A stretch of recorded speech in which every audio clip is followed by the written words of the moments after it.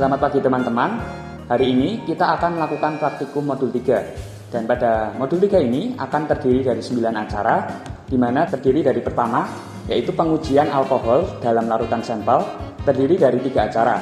Kemudian yang kedua adalah pengujian aldehid, yang juga sama terdiri dari 3 acara. Dan yang ketiga adalah pengujian asam karboksilat, yang terdiri dari 3 acara.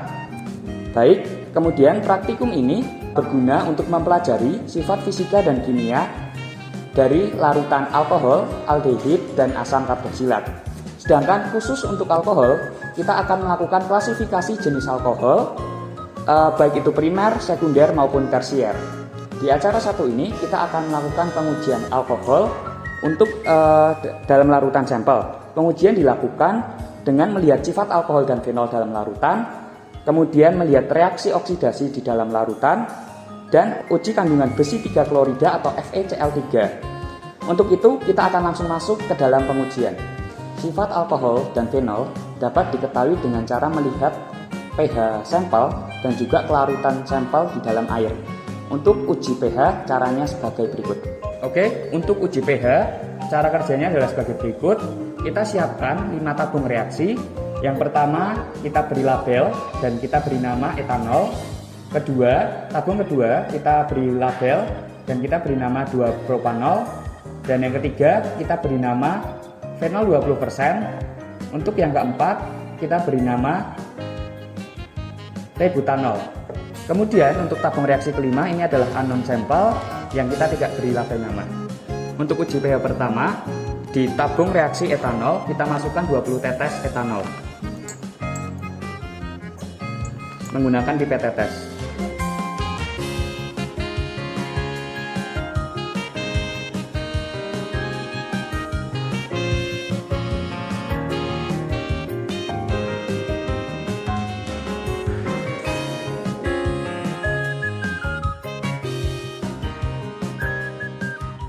Berlaku yang sama juga dengan tabung reaksi kedua.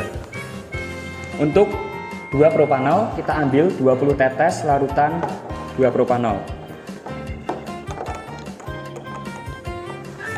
Sama juga dengan menggunakan pipet tetes.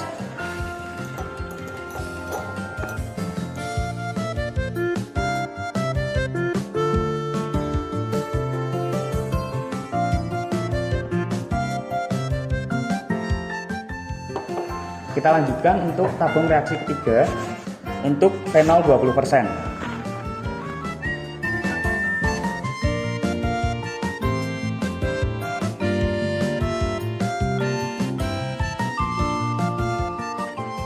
Dan untuk tabung reaksi yang keempat, T-butanol, 20 tetes T-butanol.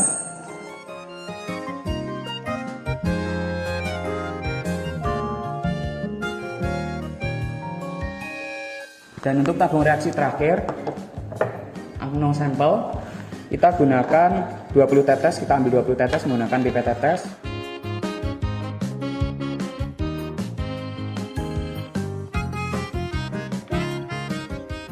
Baik, untuk pengambilannya sudah selesai, kita ambil masing-masing 20 larutan, 20 tetes larutan dari masing-masing sampel yang kita ambil. Oke, kita ambil kertas pH untuk mengukur pH dari masing-masing larutan yang sudah kita siapkan. Pertama, kita akan mengukur pH dari etanol. Hal itu kita lakukan juga sama sampai dengan tabung kelima, yaitu unknown sampel, menggunakan kertas pH yang sudah kita siapkan nanti. Setelah kita celupkan, kita akan cocokkan di pH meter.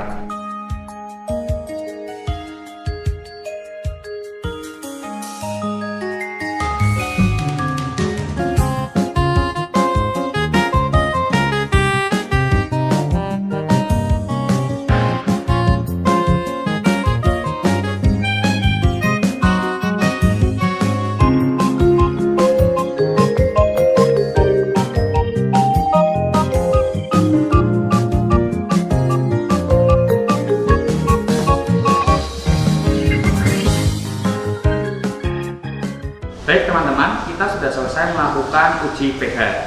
Selanjutnya kita akan melakukan uji kelarutan. Dan maaf sebelumnya, untuk uji pH hasilnya akan dibacakan, akan dijelaskan oleh asdos masing-masing. Dan untuk uji kelarutan ini sendiri, kita masih menggunakan larutan sebelumnya, larutan pH sebelumnya masih kita gunakan, dan untuk caranya akan adalah sebagai berikut. Untuk cara kerja uji kelarutan ini sendiri, sesuai yang tadi sudah saya jelaskan, masih menggunakan larutan sebelumnya, dan untuk alatnya kita gunakan propipet. Ini yang warna hijau ini namanya propipet, dan yang bawahnya ini adalah pipet ukur. Kita akan ambil 1 mili aquades dan kita masukkan ke masing-masing larutan.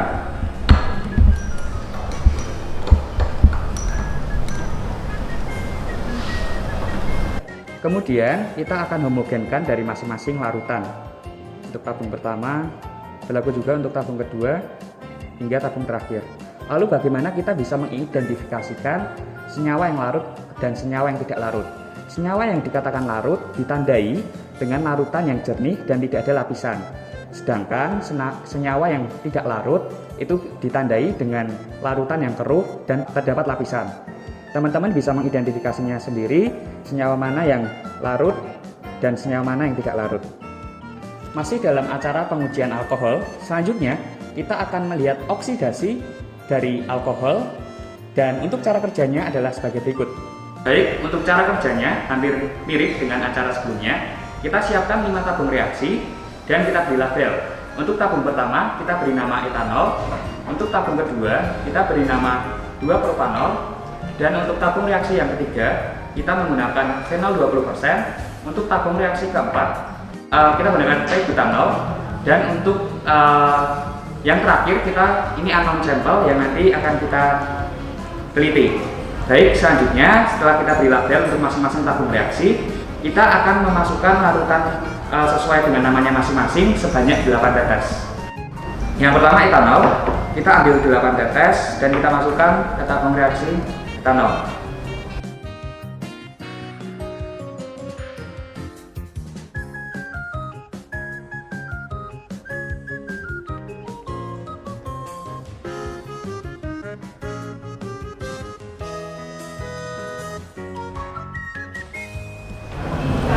Kemudian untuk tabung reaksi kedua ada 2-propanol, sama kita ambil 8 tetes.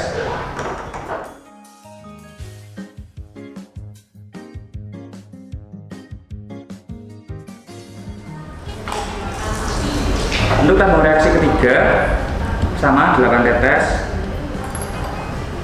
Dan untuk fenol 20% ini teman-teman bisa hati-hati karena bersifat korosif.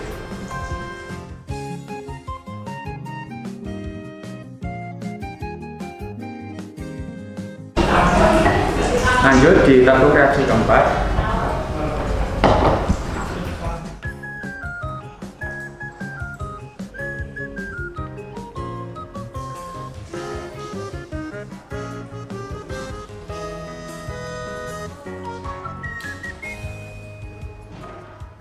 Dan untuk yang terakhir unknown sampel 8 tetes.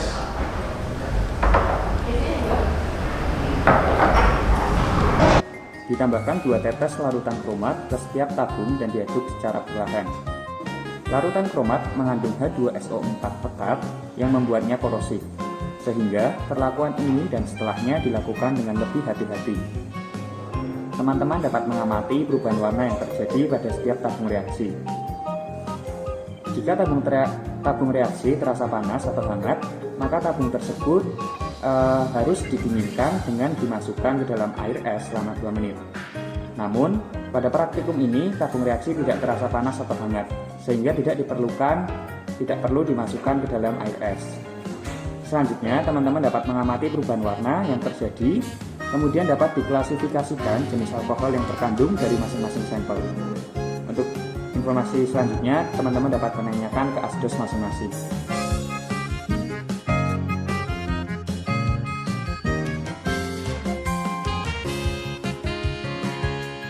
Baik teman-teman, kita akan melakukan uji terakhir dalam pengujian alkohol. Kita akan mendeteksi fenol melalui uji besi 3 klorida. Dan untuk cara kerjanya adalah sebagai berikut. Baik, untuk cara kerjanya adalah kita siapkan 3 tabung reaksi. Yang pertama ada etanol, kedua ada fenol 20%, dan unknown sampel. Untuk 3 tabung reaksi ini, kita akan isikan larutannya masing-masing sesuai dengan nama labelnya, sebanyak 5 tetes. Jadi pertama kita masukkan 5 tetes etanol ke tabung reaksi etanol sebanyak 5 tetes. menggunakan pipet tetes.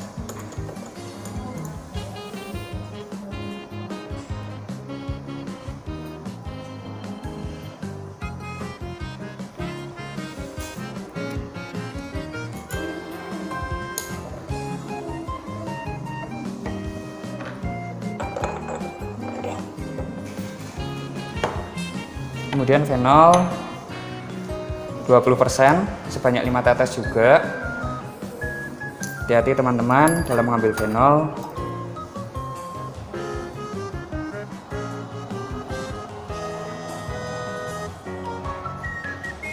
Lima tetes.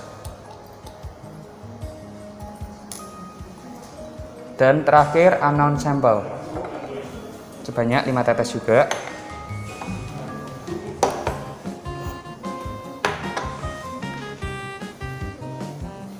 Untuk setiap pipet tetesnya kita bedakan.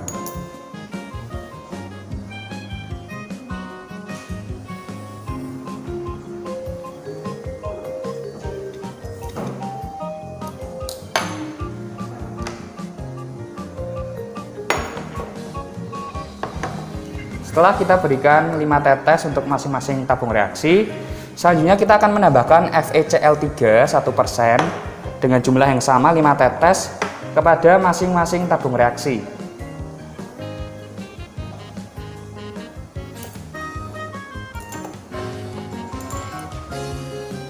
Lima tetes ya teman-teman.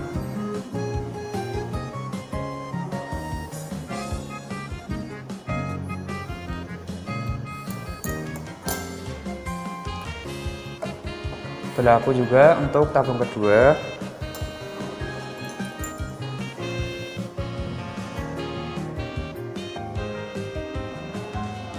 Dan untuk unknown sample juga 5 tetes.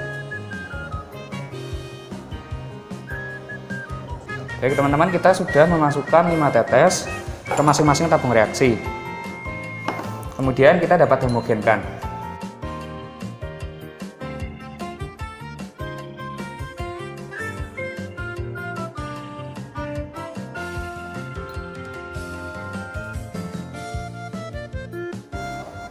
Dan teman-teman bisa mengamati hasil perubahan warna yang terjadi untuk setiap tabung reaksi.